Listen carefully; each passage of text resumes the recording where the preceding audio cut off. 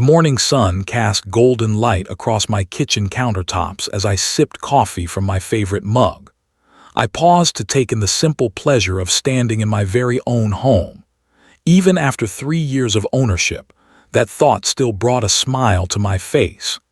This modest three-bedroom ranch was not extravagant by any standard, but to me, it represented victory over years of financial hardship.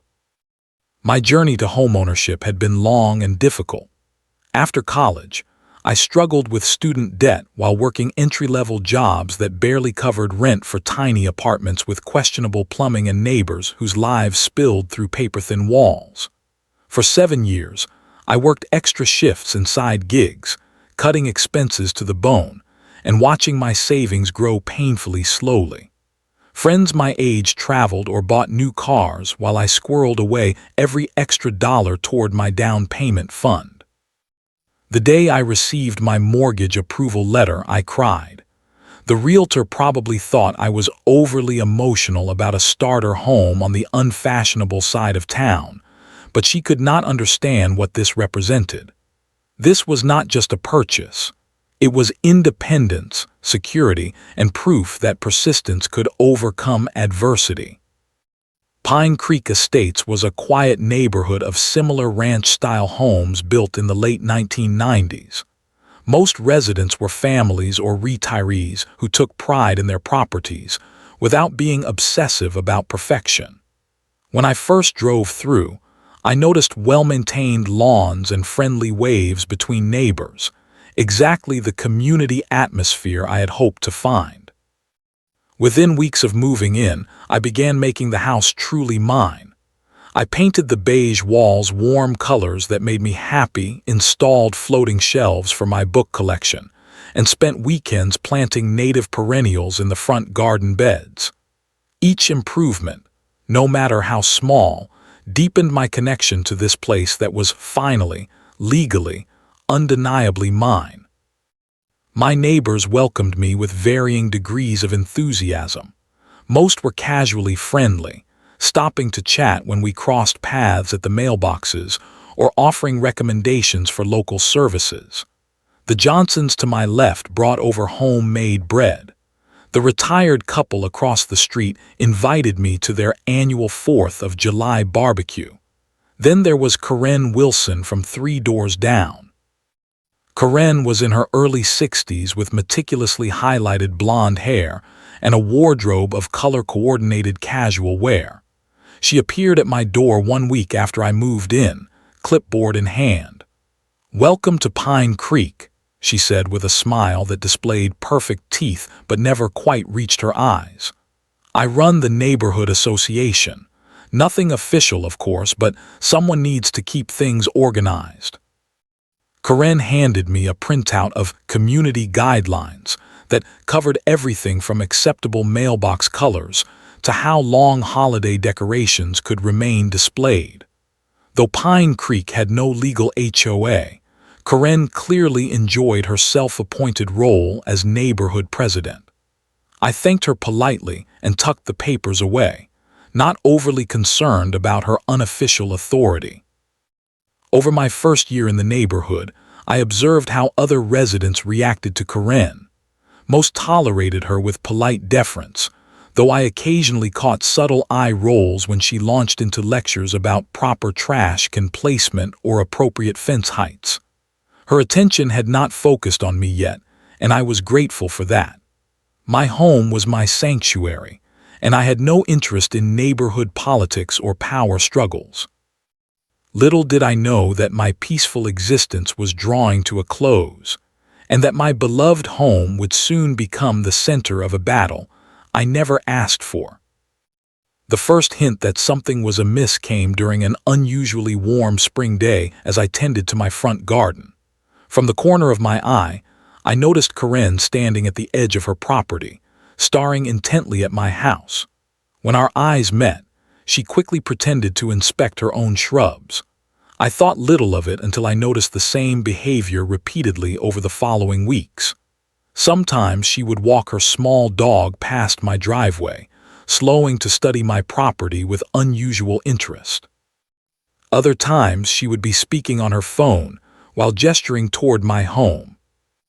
The annual neighborhood block party in June marked a shift in her behavior from curious to concerning. I had brought my homemade salsa, which had become somewhat famous among my neighbors, and was chatting with the Johnsons when Karen approached our small group.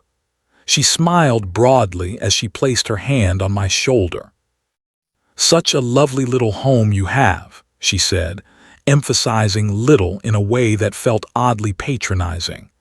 "It really would be perfect for a growing family, do not you think? All that yard space wasted on just one person." I felt my cheeks flush but maintained my composure. "I enjoy having space for my garden and outdoor projects," I replied evenly. Karen waved her hand dismissively. "But surely a young single person like yourself would be happier in one of those new condos downtown. Less maintenance, closer to nightlife and other singles." Her smile remained fixed as her eyes assessed my reaction. Later that evening, I found myself near the drink table, inadvertently within earshot of Karen speaking with another neighbor. "My son Tyler is finally moving back to town after his divorce," she was saying.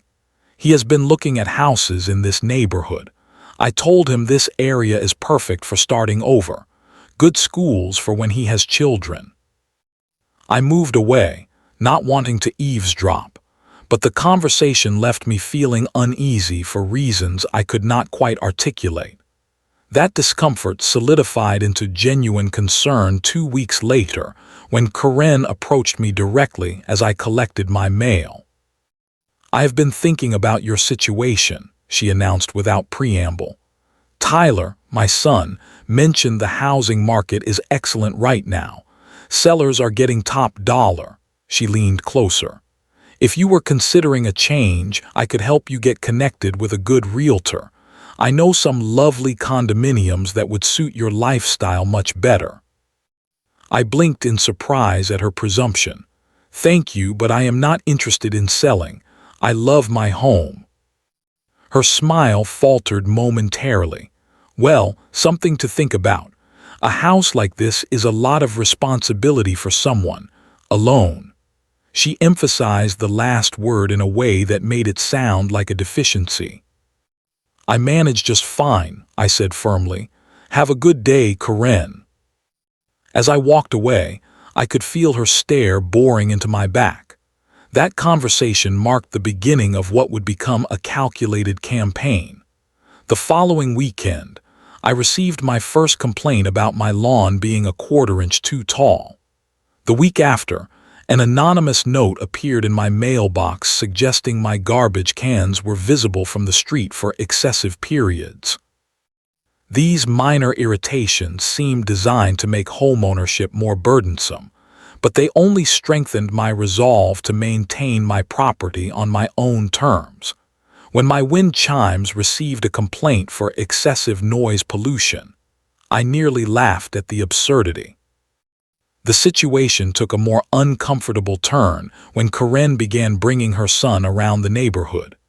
Tyler appeared to be in his mid-30s, recently divorced as I had overheard, with the same entitled demeanor as his mother. On 3 separate occasions, I spotted them walking slowly past my house while Karen pointed out features of my property.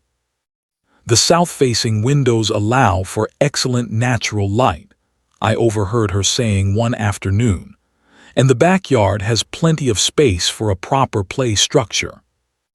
I stepped onto my porch, making my presence known. "Can I help you with something?" I asked directly. Karen startled slightly before recovering her composure. "Just showing Tyler the neighborhood. He will be living nearby soon." "How nice," I replied without enthusiasm. "Please remember this is private property."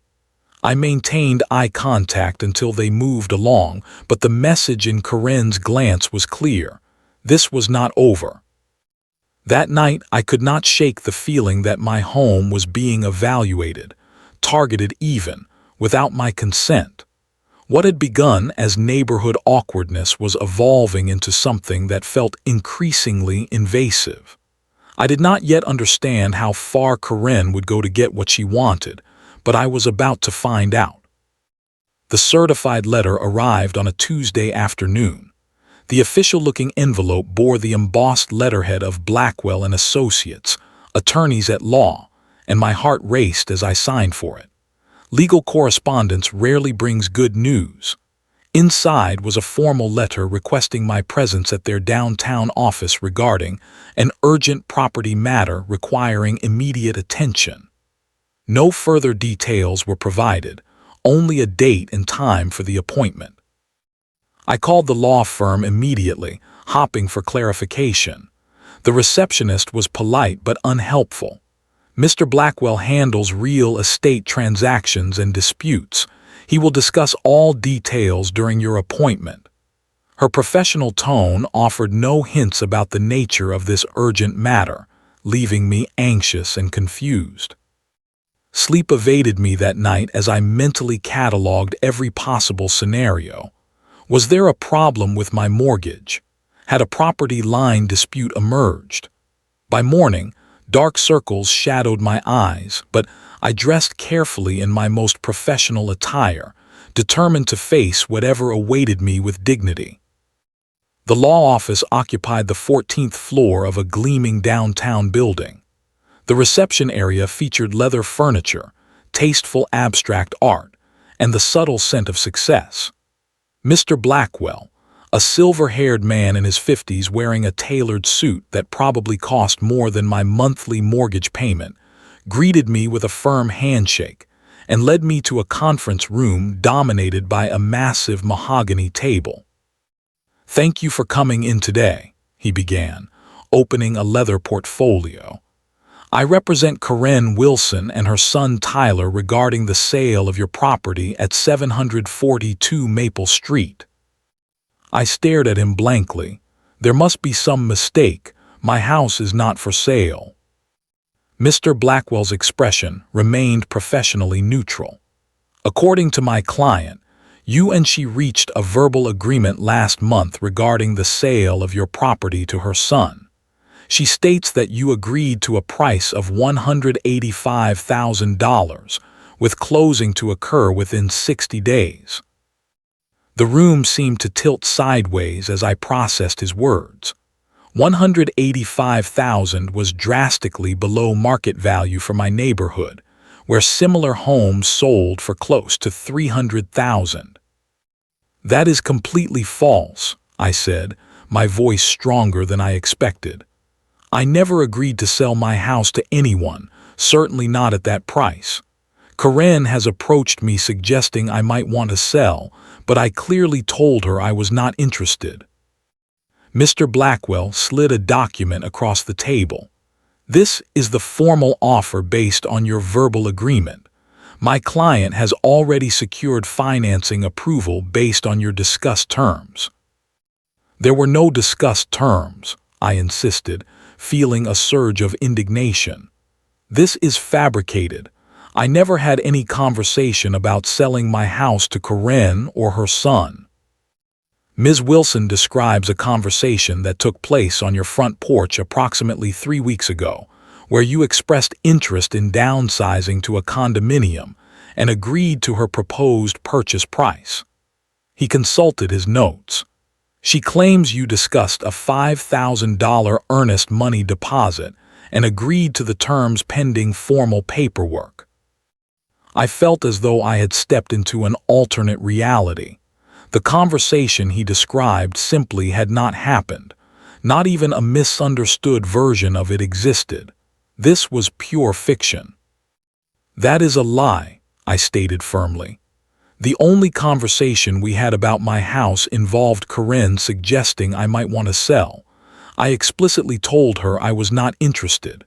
There was never any discussion of price, deposits, or agreements of any kind." Mr. Blackwell's expression hardened slightly. "Ms. Wilson is a respected member of your community. She has lived in Pine Creek Estates for 15 years and serves as president of your neighborhood association. An unofficial position she appointed herself to, I corrected. There is no legal HOA in our neighborhood. Nevertheless, he continued smoothly, she has no reason to fabricate such an agreement.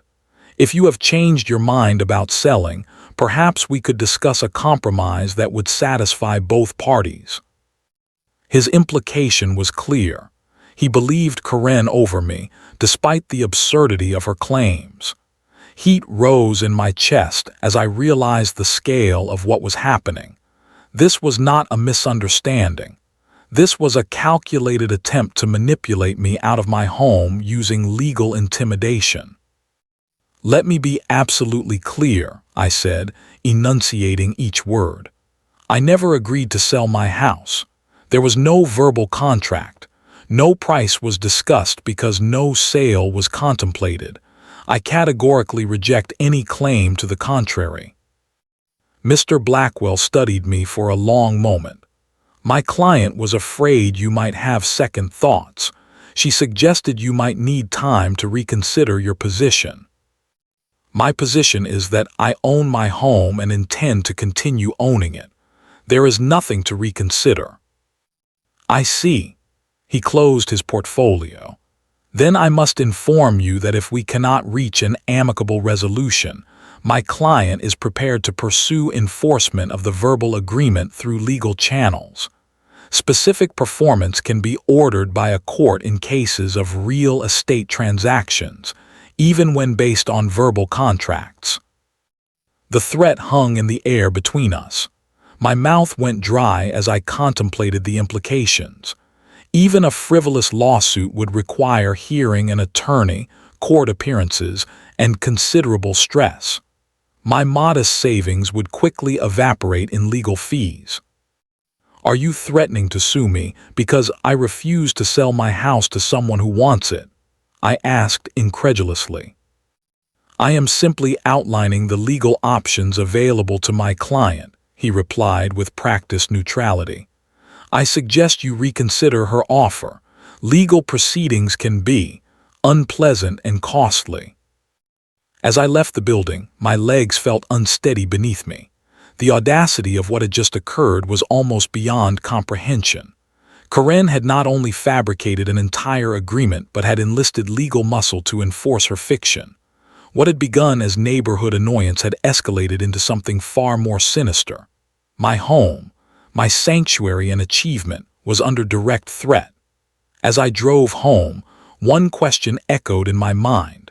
What would it take to protect what was rightfully mine?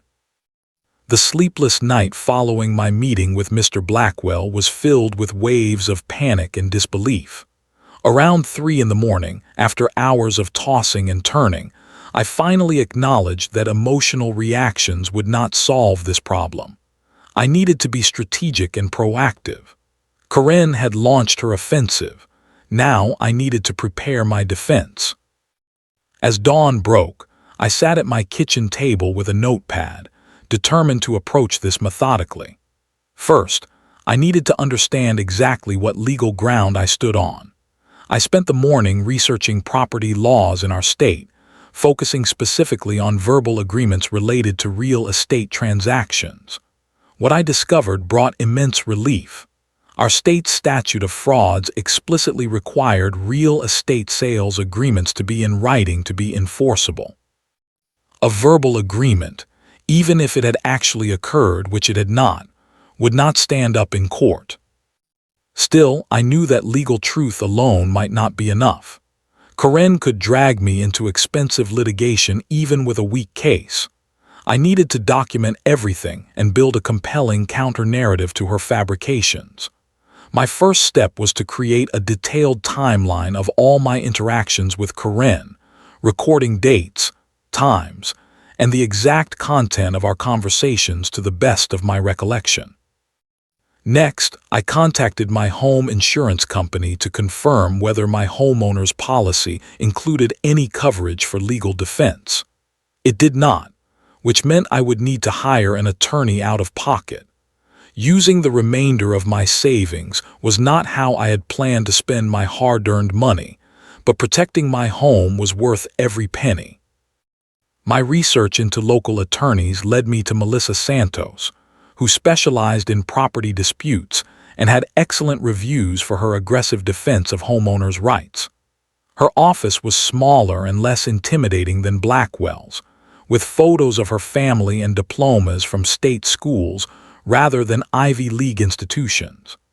Melissa listened intently as I explained my situation, taking detailed notes and asking clarifying questions. "Based on what you have told me, this is a clear case of attempted property fraud," she said when I finished. "The good news is that you are on solid legal ground. Even if you had verbally agreed, which you did not, it would not be enforceable for real estate in our state. The bad news is that people like Karen and attorneys like Blackwell sometimes count on intimidation to get what they want." "So what do we do?" I asked. "Document everything from this point forward," Melissa advised. "Install security cameras if you do not already have them. Keep a detailed log of every interaction, however minor. Save all communications. And we will send a formal response to Blackwell clarifying that no agreement ever existed and any legal action would be vigorously defended." I left her office feeling more confident but still unsettled.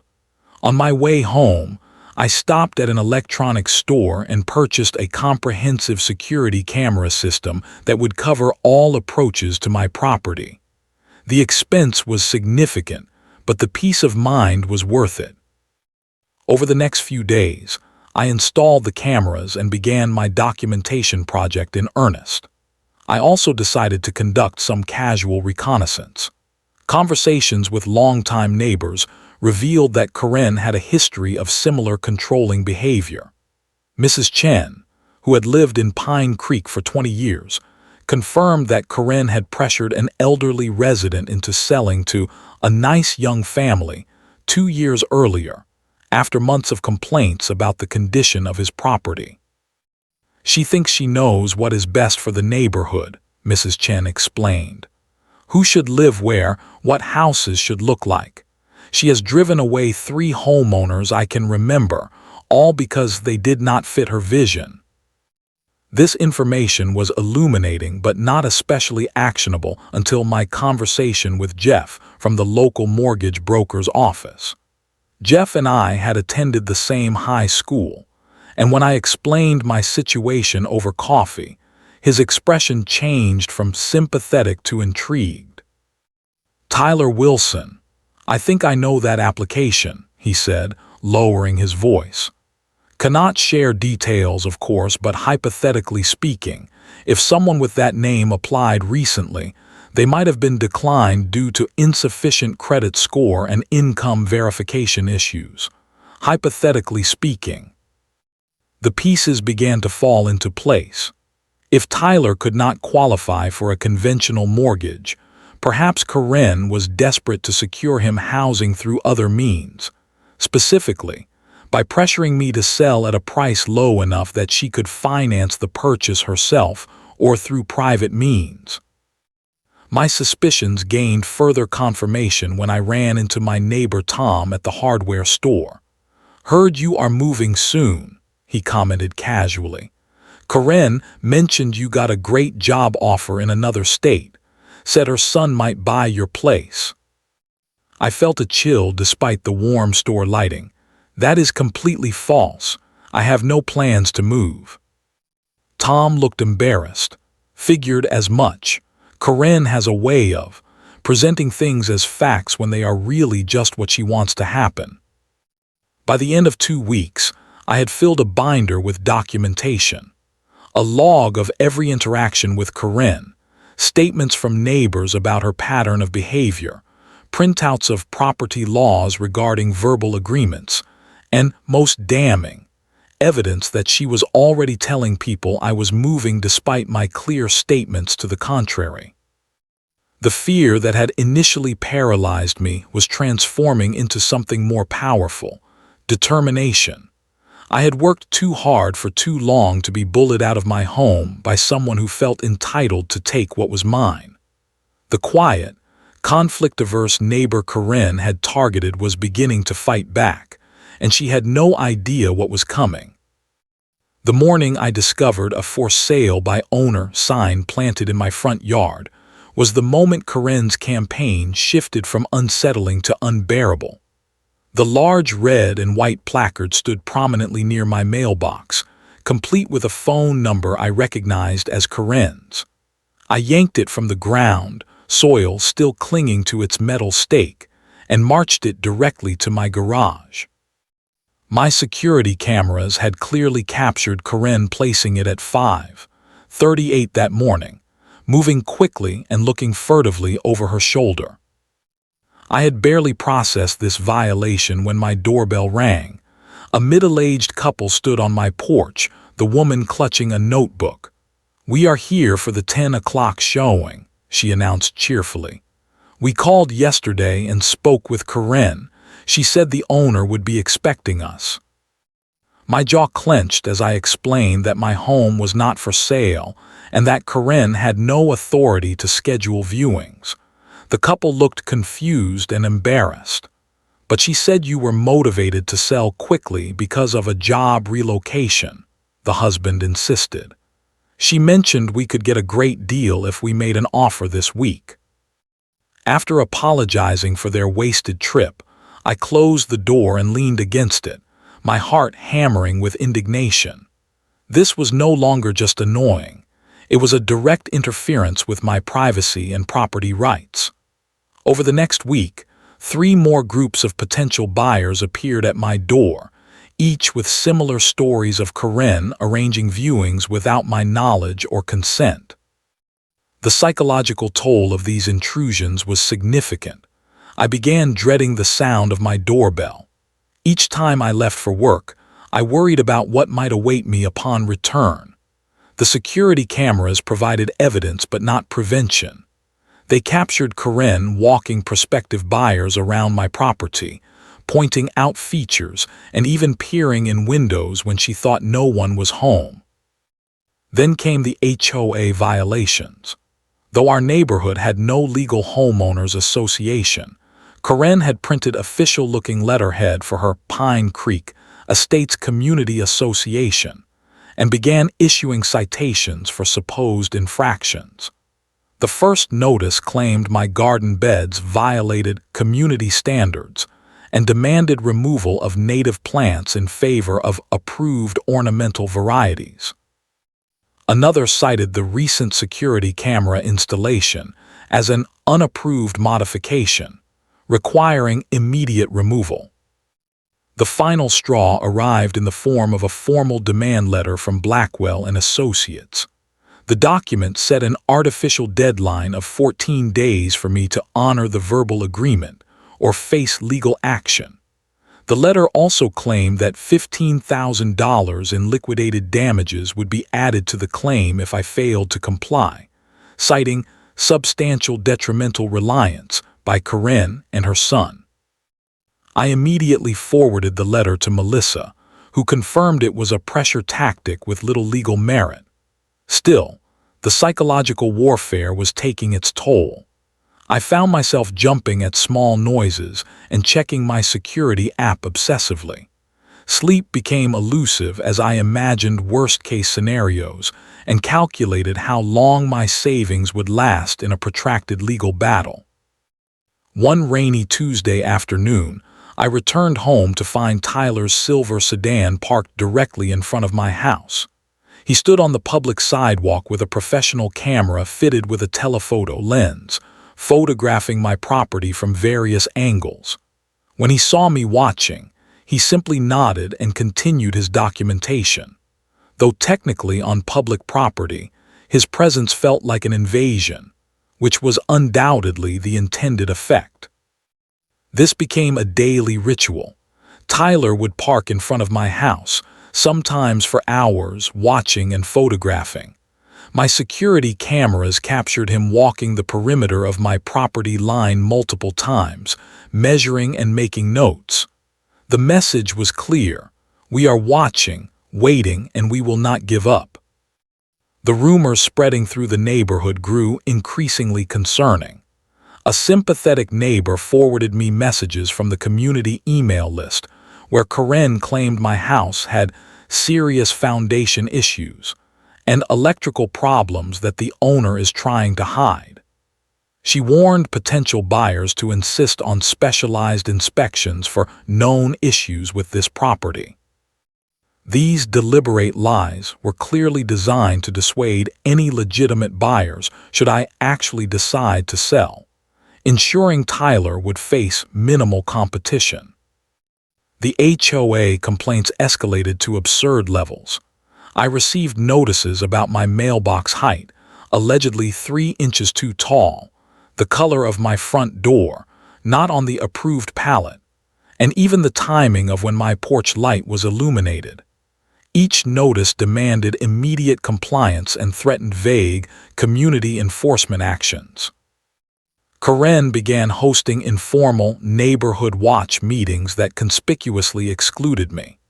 Through my kitchen window, I could see neighbors gathered in her living room as she gestured emphatically, occasionally pointing in the direction of my house.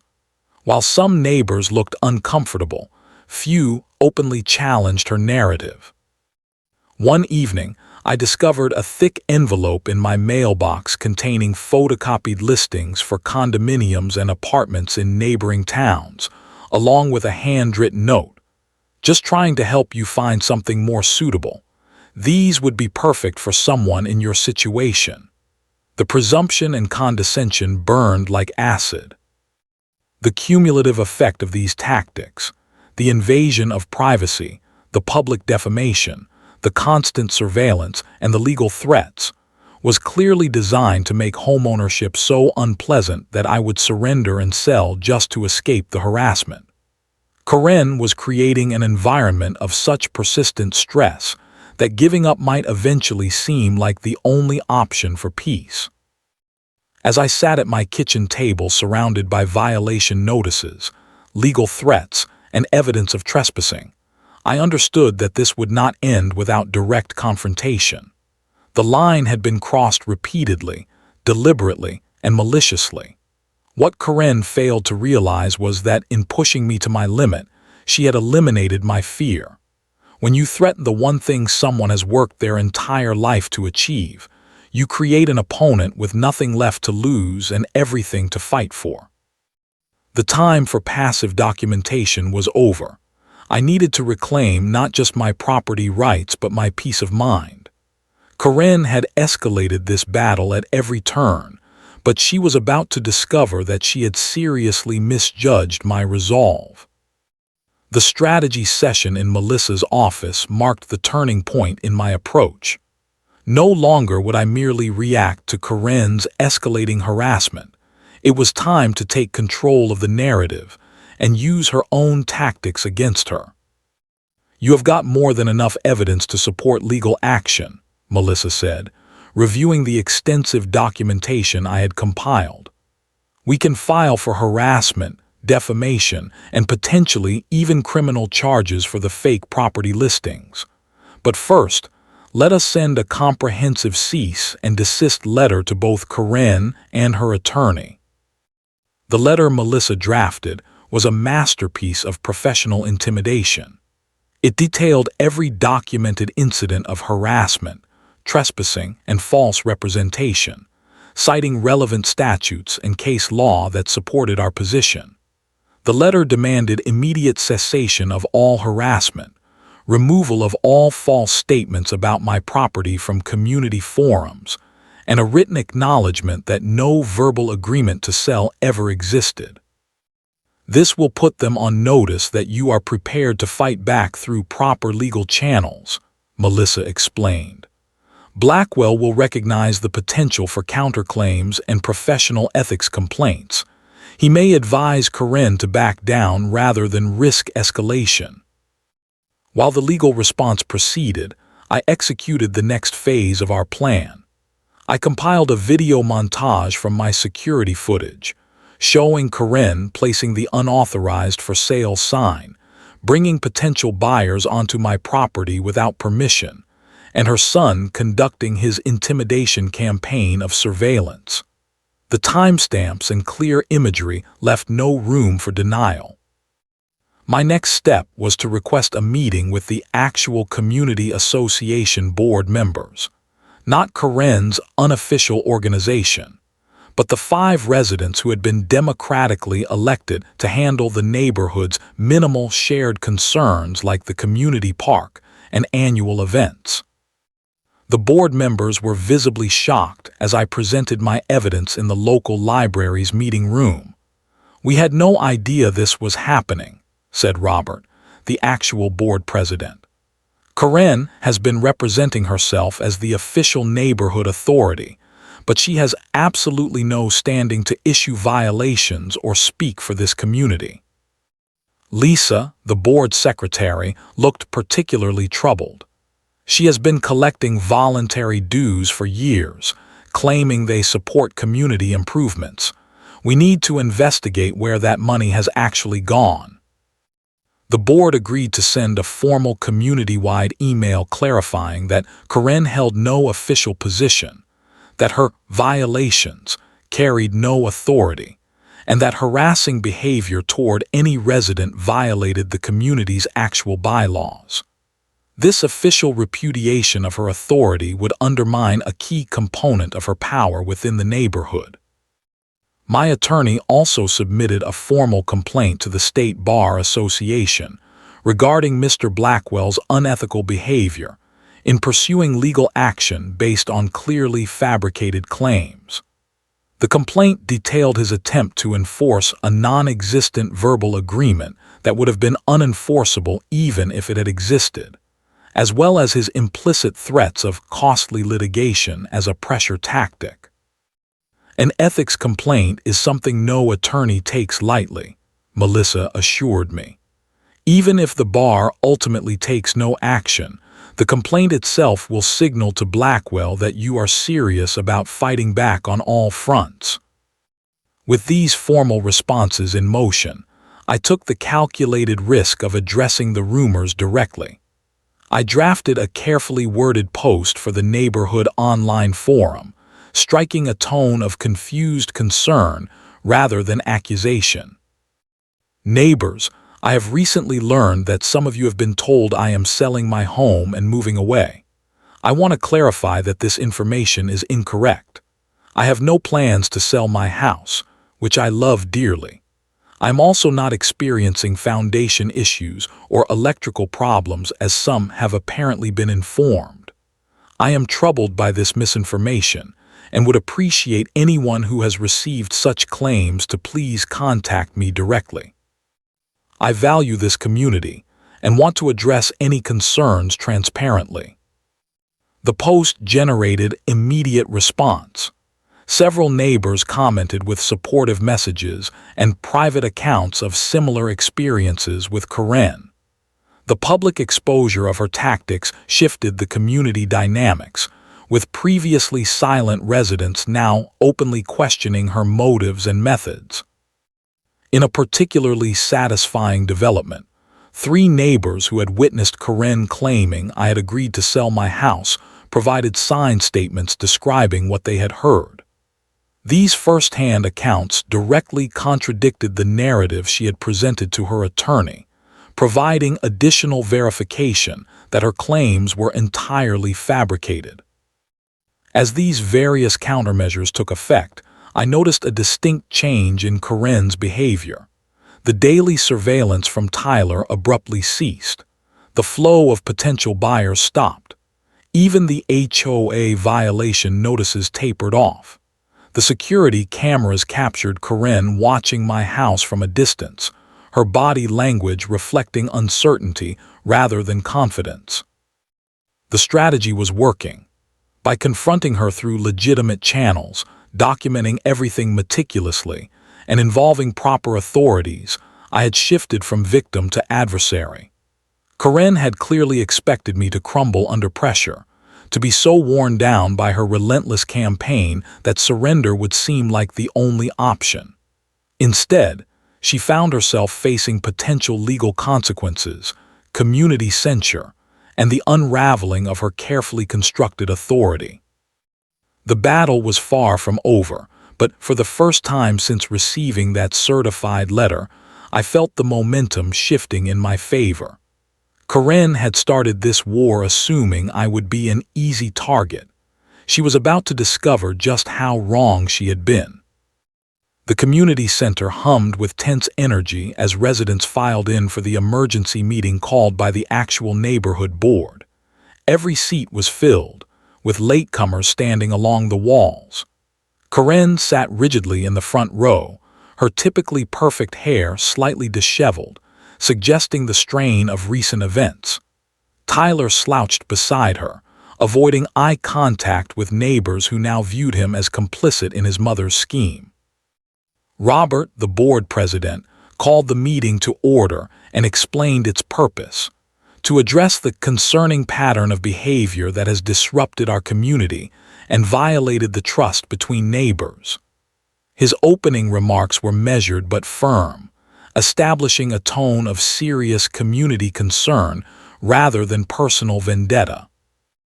I presented my evidence calmly, letting the facts speak for themselves. The security footage played on the projector screen, showing Karen placing the unauthorized sale sign, bringing strangers onto my property, and her multiple trespassing violations. The lawyer's letters were displayed alongside documentation, proving I had never agreed to sell my home. Finally, the testimonials from neighbors described Karen's pattern of misrepresenting herself as an authority figure and spreading false information. When Karen was given opportunity to respond, she began with indignant denial. "This is all a misunderstanding," she insisted. "I was only trying to help improve the neighborhood by finding appropriate residents for properties. Some homes are better suited for families than singles." Her defense crumbled as specific evidence was addressed. When confronted with footage of her placing the for sale sign at dawn, she claimed she was just trying to help market the property. When asked about telling neighbors I had agreed to sell when no such agreement existed, she stammered about misremembering conversations. The turning point came when Tyler himself appeared stunned by some of the revelations. "You told me he had agreed to sell," he said, turning to his mother with obvious confusion. "You said it was all arranged pending paperwork." Karen flushed deeply. "I was handling the details for you. You needed a proper home after your divorce, not that apartment. This house was perfect, and he does not even need all that space." The community's reaction was unmistakable. People physically shifted away from Karen in their seats. Murmurs of disappointment and disapproval filled the room. The collective judgment was clear. Her behavior had crossed boundaries that even the most forgiving neighbors could not overlook. Robert called for a vote on removing Karen from any unofficial community position and creating a formal statement condemning harassment of residents. The result was unanimous, with even Karen's former allies voting in support. The message was clear: this behavior would not be tolerated in their community. As a condition of continuing to be included in neighborhood events and communications, Karen was required to issue a formal apology and commit to ceasing all harassment. Her son sat beside her, visibly embarrassed as she reluctantly agreed to these terms. 1 week later, I received a stiffly worded letter of apology in which Karen acknowledged her overzealous approach and miscommunication regarding my property. Though barely adequate, the letter represented a public admission of wrongdoing. More significantly, her attorney sent formal notification that they were withdrawing all claims regarding any verbal agreement.